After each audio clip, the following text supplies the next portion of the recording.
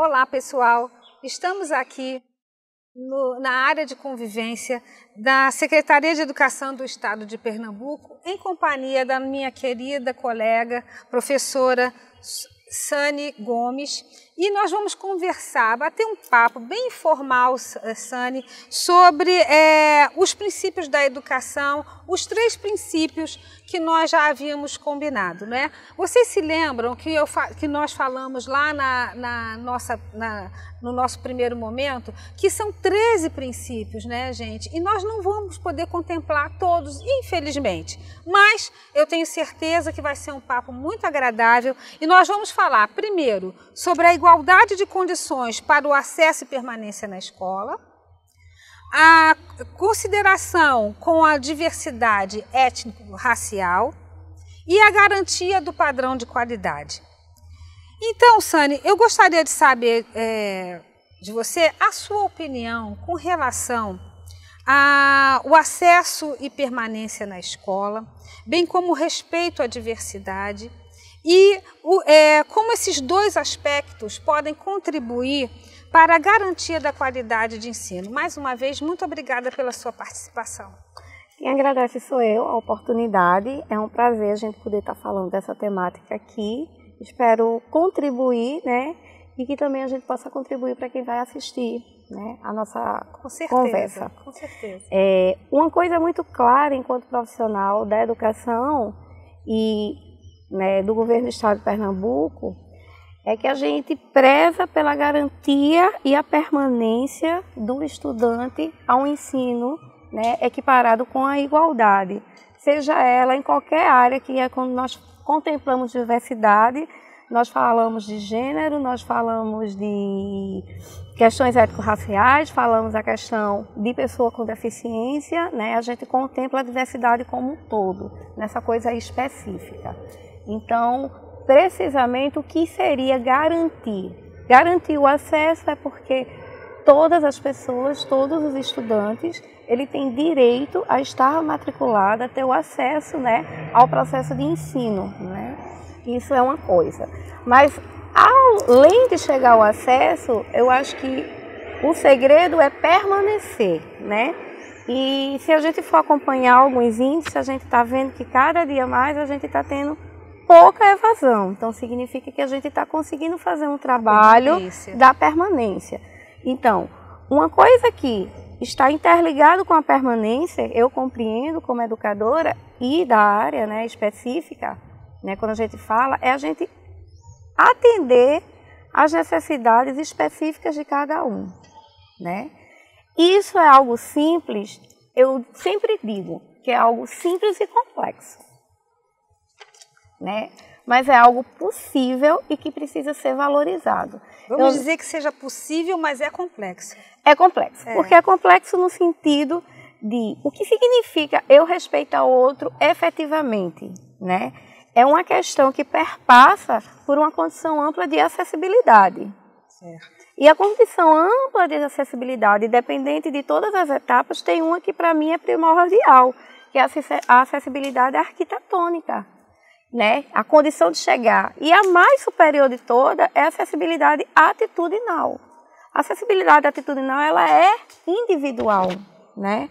Ela é uma coisa minha. Então, como é que eu vou estar com um colega do lado e como eu vou ser um professor que vou cuidar, ou um gestor de unidade, ou qualquer processo de ensino, seja ele presencial à distância, respeitando a diversidade de cada um, né? Se eu tiver um aluno surdo, como que eu vou fazer que essa comunicação chegue para ele, né? Eu vou precisar de uma outra pessoa atuando, o intérprete. Se eu tiver um aluno que ele tem um sobrepeso maior, né, que de repente ele possa ser um aluno mais vulnerável a viver uma questão de bullying, eu tenho que ter, né, uma cadeira que acomode ele. Quando eu for abordar algumas temáticas, que eu possa abordar ela de uma forma tranquila, clara e possível.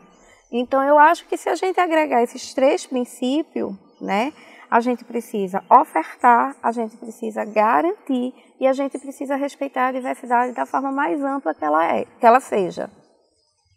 É isso que a lei preconiza, né? Isso. E, além de tudo, Sânia, a gente sabe que nos últimos governos houve uma preocupação muito grande com a questão da acessibilidade, no sentido até do transporte, né, dessas crianças à escola, porque principalmente nas comunidades onde há um acesso difícil para a escola. Nós sabemos disso, né? A gente quando fala de diversidade, de acessibilidade, é dentro dessa perspectiva também, né? Porque a gente vê, por exemplo, crianças que são ribeirinhas, que para irem à escola precisam de ir de barco e atravessar o rio, além do rio, pegar uma outra condução, enfim. E por muitas vezes esse transporte era falho, muito falho. Né? Márcia, o que você acha sobre isso? Márcia, você pontuou uma coisa muito bem, acho que fortaleceu a gente, a Lei Federal de Acessibilidade, não é isso? A Lei 10.098, que ela divide a acessibilidade em várias esferas, né? Atitudinal, que é da questão da atitude, o desejo de eu querer estar com o outro efetivamente respeitando essa diversidade, esse é um ponto. O outro ponto, ela é arquitetônica, ela é de transporte, ela é urbanística, metodológica e instrumental. Então, assim, como contemplar isso tudo? Hoje a gente não está no ideal, mas a gente já pode citar algumas cidades, né, da federação, do nosso estado, que já temos um transporte de referência. Por exemplo, nós podemos citar Curitiba. Exatamente. Né? Curitiba ela tem um transporte acessível muito possível. Hoje a gente já pensa diferente, ao invés do aluno se locomover e ter que fazer esse percurso todo, a gente trazer a unidade escolar perto para ele. Uma outra coisa importante da LDB, e assim, tem outros paradigmas, é que hoje a gente tem várias propostas de nível, né, isso, de modalidades e de etapas. Isso faz a gente fazer a educação chegar mais próximas da gente, né? Então, quando eu tenho um programa, vamos citar, né, educação de jovens e adultos, seja presencial, e agora a gente sabe que recentemente o governo está atento em fazer um programa de jovens e adultos a nível profissional. Então, o que é que ele está oportunizando isso? A gente está fazendo a inclusão, né, de vários segmentos ao acesso à educação. Precisamos melhorar, mas se a gente for fazer um recorte, né, a LDB é um instrumento de 94, teve uma revisão recente, né?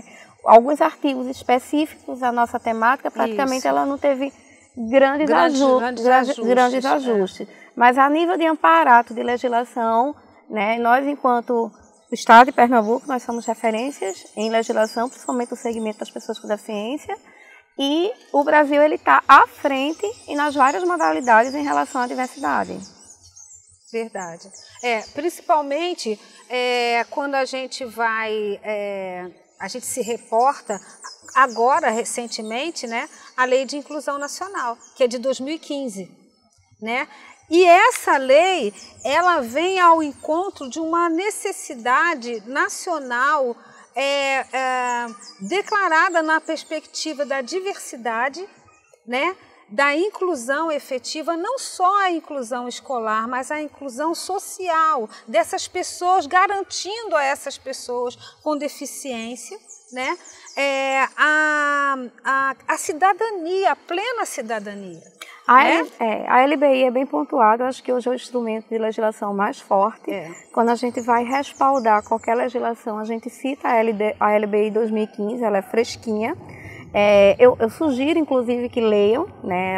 Ela é completamente acessível, ela é muito objetiva, muito transparente e ela divide realmente vários segmentos. Ela faz inserção na área de saúde, inserção na área de trabalho, inserção na área da profissionalização, inserção na área da educação. Ela é bem abrangente. Né? E uma coisa que eu acho mais importante é a garantir o serviço respeitando a diversidade. Então, as pessoas que estão contempladas como pessoas de deficiência, público-alvo da educação especial, eles vão ter acesso aos profissionais e os recursos de tecnologia para que possa fortalecer, seja a educação ou seja em outros espaços. Exatamente. Validando também, né, que uma coisa puxa a outra, a gente pontuar a importância também de circular na questão do esporte, do lazer, né? Nossa secretaria é a Secretaria de Educação, Esporte e Lazer. Isso é muito importante porque a gente está atento a essas conexões, né? A esse circular, essa coisa de estar indo e vindo, né? Com o nosso direito, né? E com a igualdade de oportunidade a qualquer diferença que, se é que ainda existe, né? Porque eu acho que as diferenças estão incutidas dentro de nós. Com certeza. E para complementar a sua fala, que você falou uma coisa muito importante, a questão de a preocupação de não só ter uma acessibilidade em termos de estrutura, de espaço, mas uma acessibilidade efetiva para que eles possam trabalhar, que tenha um mercado de trabalho aberto, que as empresas abram espaço para essas pessoas, não é? E aí, gente, a nossa disciplina é sobre a LDB. E vocês devem estar nos perguntando, mas por que elas estão falando de inclusão? Porque a LDB já previa isso. Em 1996, ela já previa essa possibilidade, como previa o Plano Nacional de Educação, a Base Comum Curricular. Ela todos esses documentos já estavam previstos na LDB. Por isso aqui tanto estavam que fazem parte dos princípios, dos 13 princípios fundamentais, né, da LDB. Essa nossa conversa é bastante pertinente. Então, eu gostaria de que você fizesse um fechamento do seu pensamento e nos desse uma palavra final do que você pode sugerir para que os nossos alunos que estão nos vendo agora possam ter um pouco mais de conhecimento, não só da nossa lei de diretrizes e bases, que é a nossa lei magna, né, da educação, mas também como a lei de inclusão nacional. Márcia, eu acho que você fez uma excelente provocação, você teve um cuidado, né, a ser atenta e levar isso para o estudante, para quem vai nos assistir. Essa sensibilidade é um tocante de um segmento que já vem sendo mostrado na década de 80 nos movimentos associativistas, se fortalece em 96 com a LDB, que é exatamente quando a gente interrompe as salas, né, especiais e passa a construir uma política de inclusão. Tenho orgulho em fazer parte de um Estado que a política é inclusiva. Digo com muita tranquilidade e muita certeza, basicamente há 4 anos nós não fazemos mais nenhuma matrícula em salas especiais, ou seja, a gente está no momento mesmo de efetivar a inclusão. A LDB, mais precisamente no seu artigo 58 e 59, né, a Lei de Diretrizes e Bases 96, ela tem esses 2 artigos dedicados a gente. E a nossa clientela, ela sempre foi visualizada. Mas entendam uma coisa, inclusão e estudar, ela tem um propósito. Ela tem um propósito de que a gente se efetive como cidadão e quem valida isso são as profissões. Então, é necessário entrar no mercado de trabalho, o estudo com objetivo. A gente também tem um aparato da Lei 8213, né, que chega na questão das cotas. Né? Também nós temos a lei respaldada também nos concursos públicos. Então, eu acho que a gente está bem respaldado, a gente precisa fazer esse outro dentro das suas especificidades, chegarem e ter acesso. Exatamente. E oportunizar. Né? Eu acho que quando a gente fecha o ciclo e a gente tem uma profissão, a gente, de fato, faz o que a gente chama de emancipação social. A gente se torna um sujeito ativo dentro da diversidade que existe no mundo e as diversidades do qual a gente tem. Muito obrigada. Eu que sou grata. Gente, que pena. Nosso tempo terminou e eu quero agradecer mais uma vez a professora Sani e espero que vocês tenham realmente aproveitado esse nosso encontro, esse nosso bate-papo. Nos vemos lá no AVA e acessem o e-book, ok? Um abraço a todos. Tchau, tchau.